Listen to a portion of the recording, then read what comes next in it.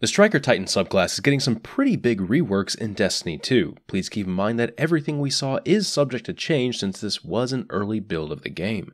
Also, I need to thank Datto for letting me use his footage for this video. I didn't get a chance to play with the Striker Titan during the capture sessions, so thanks buddy. Probably the biggest change right off the bat is that the Slam is now a roaming super. Pressing your super buttons will let you smash again, or you can just do a shoulder charge type attack with your melee button. For the grenades at the top, we still have your standard striker grenades. Lightning, Pulse, and Flashbang all effectively do the same thing that they currently do. Lightning Grenade now has a wind-up time associated with it though. It will not immediately trigger when it hits a surface. The Striker Titan ability is a barricade that can be placed wherever you choose when holding down circle. The top one, Towering Barricade, will place a very large barrier down that you can use for cover. The bottom talent, Rally Barricade, is a smaller barrier but allows you to peek over it when aiming down sights and will instantly reload your equipped weapon when you take cover. For me, the Rally Barricade is probably one of the strongest abilities that we have seen. Being able to instantly reload just by crouching down behind it is huge. With the right loadout, your uptime on bosses will be massive. In PvP, you can still suppress objectives with great ease using this as well. The Towering Barricade does block off a whole lot more, and I'm pretty sure people can't run through it.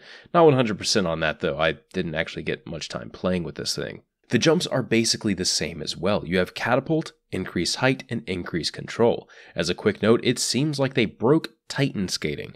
It looks like they're wanting the class to be a little bit less of a speed demon than it currently is, which kind of sucks since Titan Skating was a really cool thing discovered by the community that ended up defining the entire Titan class. On the right side of the screen, we have the specs for the subclasses. The bottom one is called Code of the Juggernaut. The top talent is Frontal Assault, which allows your melee ability to grant you increased weapon stability. The next one, Reversal, causes your melee kills to immediately trigger health regeneration. The bottom ability, Knockout, will increase your melee range when you break an enemy shield. The talent on the right, Trample, will allow your Fist of Havoc to last longer while sprinting. Remember, this is a roaming super now. In addition, killing enemies with it will extend its duration, just like Encore. The tree is obviously very focused on making your melees more powerful. I think this is the one that will end up being used mostly in PvP since it makes your super last longer while improving your close range combat. I'm interested to do some testing to see how far this melee range is increased when you break a shield from the Knockout talent. The top talent grid has Shoulder Charge in the bottom spot. I assume it will be the same as the one that we have now. The right talent, Aerial Strike, will cause your Fist of Havoc to deal more damage the longer it's in the air. The top talent, Magnitude, will increase the duration of Pulse Grenade, Lightning Grenades, and Aftermath. Again, very similar to another talent in the live game. Finally, the Aftermath talent will cause your Fist of Havoc to disorient enemies and leave a damaging field in its wake. So half these talents are basically things that strikers already have, but then Aftermath has the additional effect of disorienting enemies. That should be pretty interesting to use in PvE in tandem with Flashbang Grenades. If there's a large group of enemies who can't be killed by a single smash, just blind them and let them sit in the Aftermath and die to that, or just crowd control them for your team. The Aerial Striker talent is, well, I don't really know what to make of it. It's certainly interesting, but that damage increase better be huge to warrant jumping up into the air. The one thing that I don't like about this tree is that some of the stuff just modifies stuff you're getting in the tree. Specifically Magnitude. Yes, this will cause Pulse and Lightning Grenades to have an increased time, but also has Aftermath get an increased time.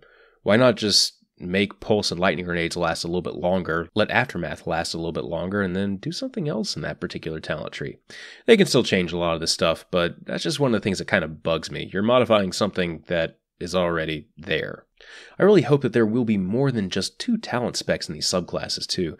Picking what jump, grenade, and ability you use just doesn't give enough to make me feel like I'm picking a unique build to my taste. It makes me settle on a build that I may just not like. There's some extra space on the side here where I think they could totally fit in a 3rd talent spec. Maybe.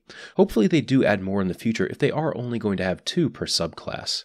I hope you found the information in this video helpful. If you did, a positive rating would be appreciated. Thanks for watching, and I'll see you next time.